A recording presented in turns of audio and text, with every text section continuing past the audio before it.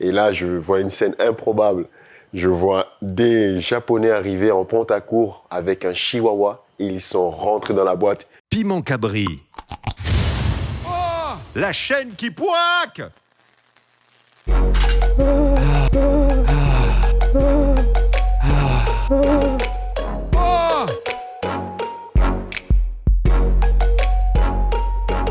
Alors, je suis né au Cameroun le 1er septembre 90 à Ezeka.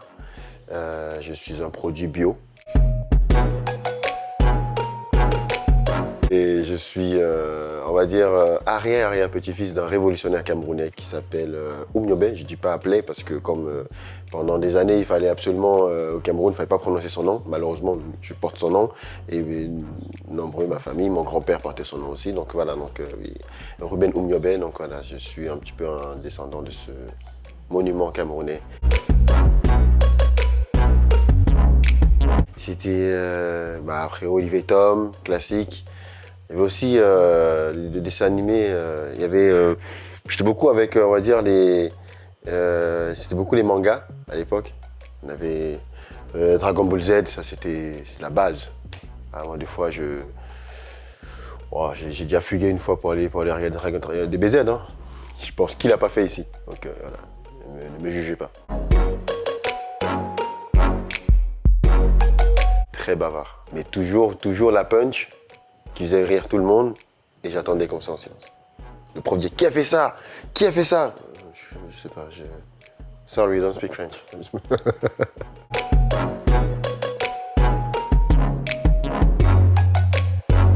Qu'est-ce que c'est violent ce truc. Putain, moi, tu sais, moi en plus, je pars toujours dans l'optique que je comprends pas le concept de vouloir déjà sortir cette phrase à quelqu'un en lui disant mais en fait tu peux pas rentrer parce que tu n'es pas un habitué. Déjà à la base, si je ne rentre pas, je ne pourrais jamais être un habitué, connard. Comment c'est possible, tu vois? Donc quelque part, ça n'a aucun sens, tu vois. C'est le fait de te recaler. Et moi, le pire recalage que j'ai vécu, c'était une boîte qui s'appelait la Scala sur les champs. Et grâce à Dieu, elle a fermé. Et le patron, il est maintenant RSA. Et en gros, ce qui se passe, c'est que j'arrive devant cette boîte, je vois que des blancs devant et tout, des blancs à crâne rasé avec des tatouages. J'ai dit, wow, qu'est-ce qu'il y a, c'est une soirée skinhead, c'est quoi, j'ai pas compris. Bon, après, je vis des meufs rentrer, moi j'avais un concept, je voulais suivre des femmes. Bon, j'avais un objectif premier. Avec mon pote, on est arrivé, on s'est mis au max, chemise, pantalon au max, on arrive. Le mec nous rien fait, non. Vous pouvez pas rentrer. Pourquoi? Ah bah non, vous êtes pas sur... Bah, il faut être sur liste. Je vois des gens rentrer, des gens chelous. À un moment donné, je me suis dit, bon, peut-être ils étaient sur liste. Et là, je vois une scène improbable. Je vois des Japonais arriver en Pontacourt avec un chihuahua. Ils sont rentrés dans la boîte. Je dis, excuse-moi, le chien aussi, il est habitué? Foutez de ma gueule. C'est pas possible. Tu vois.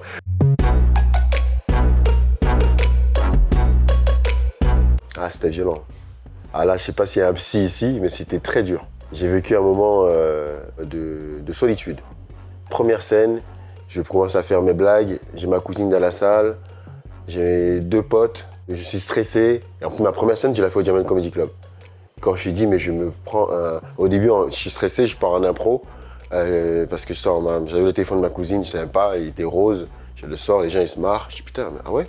Et du coup, je pars en impro là-dessus, je raccroche, je dis au public, excuse-moi, je parle avec ma famille. Comme ils ont appris que je jouais au Jamel Comedy Club, ils me demandaient de l'argent. J'ai dit, bah écoutez, Jamel nous paye au coca. Et là, les gens, ils se marrent, je range le téléphone et là, je rentre dans mon texte que j'avais écrit la journée. Mon Dieu, un silence, je peux même pas imaginer comment c'était dur. Oh là là, le malaise, le couloir de la mort. Vraiment, j'étais tout seul. Et ce qui est marrant, de voir tes deux potes qui ne rigolent plus et de voir après ta cousine qui est la seule qui se marre dans la salle devant 140 personnes. T'entends juste une meuf qui est là. Et un monsieur qui lui a dit à côté, j'ai entendu, mais il est pas marrant, elle a dit je le connais pas. Vraiment, c'était très dur.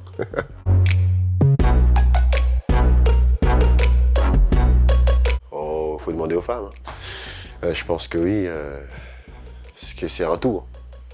Ah oui, tu la fais rire et tu glisses deux, trois mots, alors je sais pas.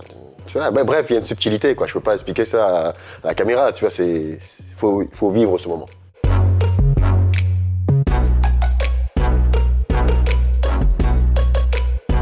Le chant, parce que moi je suis un ancien bègue, je bégayais énormément quand j'étais jeune. Et donc tout ça en fait part d'un handicap en fait. C'est que voilà, je suis bègue et très timide et j'ai décidé en fait de vaincre ma timidité déjà je rentre dans une chorale à l'église, donc du coup voilà, je commence un peu à chanter et du coup je pars dans l'optique que ben, en fait comment se fait-il que quand je chante, beaucoup de gens me disaient cela, ils me disaient quand tu chantes, tu ne bégayes pas en fait. Et après on est parti dans l'optique, ils m'ont dit bah, et moi du coup je me suis dit bah peut-être que vu que mon cerveau avait enregistré la chanson, donc il fallait absolument que bah, j'écrive aussi des histoires et que je monte sur scène et que je les mémorise. Et c'est comme ça que je commence à travailler un petit peu bah, ce problème de bégaiement et ça m'a beaucoup aidé en fait. Et la boxe taille, c'était justement pour l'assurance, parce que comme j'étais timide et je n'osais pas trop m'exprimer, donc tout ça en fait a un lien.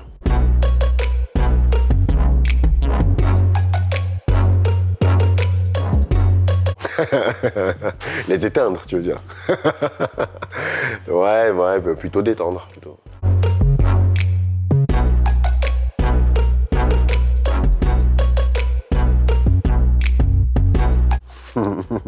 Alors, on a fait un tournage à la piscine. Le problème, c'est qu'ils ne savaient pas que je ne savais pas nager. Moi, j'avais dit, les gars, je suis pas un dauphin. S'il y a un bassin enfant, ça me dérange pas. Et il y avait une scène, je devais jouer en fait un mec qui se noie.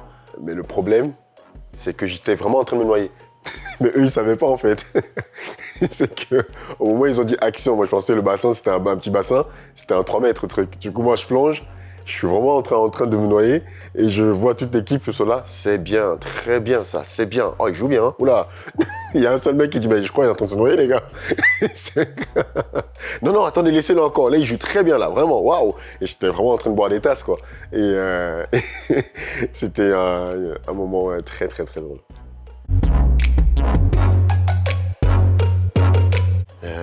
La nature, la vie et manger bio. Oui, Titi qui a repeuplé d'ailleurs la moitié d'un village. Et il a un village à lui tout seul, Titi City on l'appelle. Et non, je connais Titi, on s'est connus à Paris. Et Seb Melia aussi, qui est un humoriste, bah, du coup on se connaît depuis longtemps aussi. Et donc voilà, donc c'est les deux humoristes que je connais chez vous.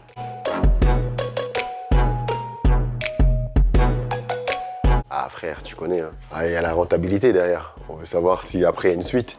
Parce que maintenant, avec l'inflation, tout a augmenté. Donc s'il y a moyen d'aller sur un 50-50 ou de dire à Lago, écoute, franchement, dose un peu, mange chez toi, viens, tu prends que l'entrée. Après, s'il y a une suite, prochainement, c'est moi qui te ralasse, c'est moi qui paye. Je te mets bien.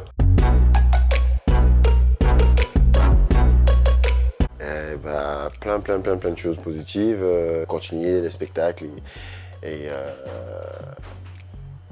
pourquoi pas faire l'Olympia, c'est l'objectif de chacun d'entre nous en fait. On fait de la scène tous pour finir l'Olympia et après la carrière cinéma, bah, je suis content en tout cas, j'ai un pied dedans et voilà, la scène aussi, bah, émerger le plus et donner le meilleur de moi en fait.